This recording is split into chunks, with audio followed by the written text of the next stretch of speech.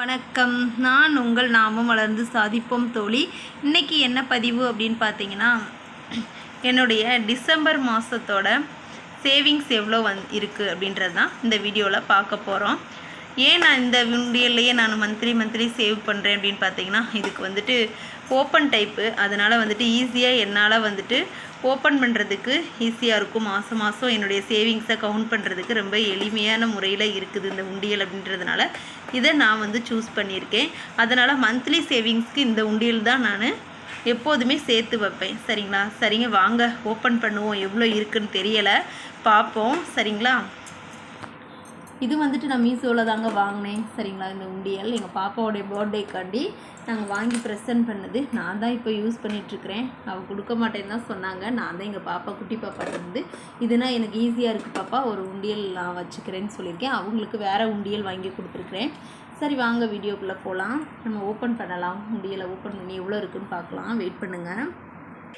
இந்த மந்த்து என்னுடைய சேவிங்ஸ் ரொம்ப குறைவாக தான் இருக்கும். ஏன்னா எனக்கு ரொம்ப மருத்துவ செலவுகள் அதிகமாகிடுச்சு.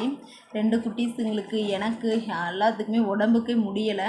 அதனால் இந்த மந்த்து என்னுடைய சேவிங்ஸ் ரொம்ப குறைவாக தான் இருக்கும். ரொம்ப செலவாயிடுச்சு. அப்புறம் ஊருக்கெல்லாம் வெளியூர் போனதுனால என்னால் சேர்த்து வைக்க முடியலை. அதிகமாக என்னுடைய சேவிங்ஸ் இந்த வட்டம் இல்லை. போன வட்டம் ஒரு 850 வந்துச்சு. ஆனால் இந்த வட்டம் ரொம்பவே குறைவு. உங்களுக்கே தெரியும், எனக்கு ரொம்ப உடம்பு சரியில்லைன்னு சொல்லி ஆல்ரெடி நான் சொல்லியிருந்தேன். அதனால் என்னுடைய சேவிங்ஸ் இந்த வட்டம் ரொம்ப குறைவாக இருக்குது. சரிங்களா? எனக்கு மீதி இருக்கிறத மட்டும்தான் சேவ் பண்ணுவேன். மற்ற நான் சேவ் பண்ணுறதில்ல. 5, 10ன்னு எனக்கு கிடைக்கிற சேவிங்ஸில் தான் நான் சேர்த்து வச்சது. பார்த்திங்கனாலே உங்களுக்கு தெரியும், ரொம்ப கம்மியாக இருக்குது என்னுடைய அமௌண்ட்டு. சரி, எவ்வளோ இருக்குதுன்னு பார்க்கலாம். ஓகேங்களா? சில்லறையெல்லாம் தனியாக எடுத்து வச்சிடலாம். 10 ருபீஸ் எல்லாம் தனியாக எடுத்து வச்சிடலாம்.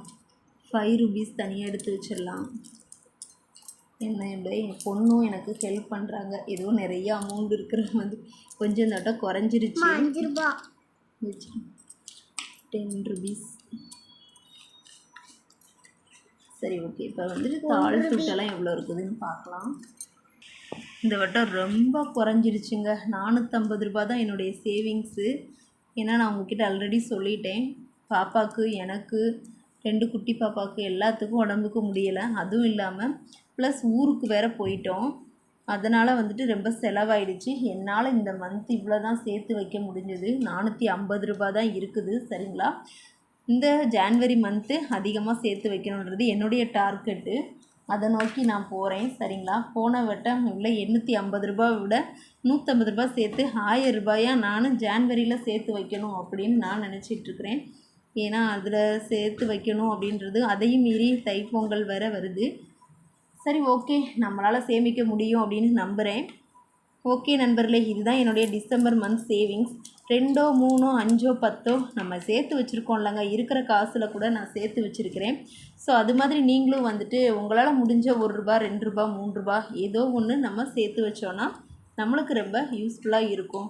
ஓகே, இந்த பதிவு உங்களுக்கு பிடிச்சிருந்துச்சு அப்படின்னா லைக் பண்ணுங்கள், ஷேர் பண்ணுங்கள், கமெண்ட் பண்ணுங்கள். மறக்காமல் சப்ஸ்கிரைப் பண்ணிடுங்க. பாய் நண்பர்களே, அடுத்த வீடியோவில் உங்களை சந்திக்கிறேன். பாய்.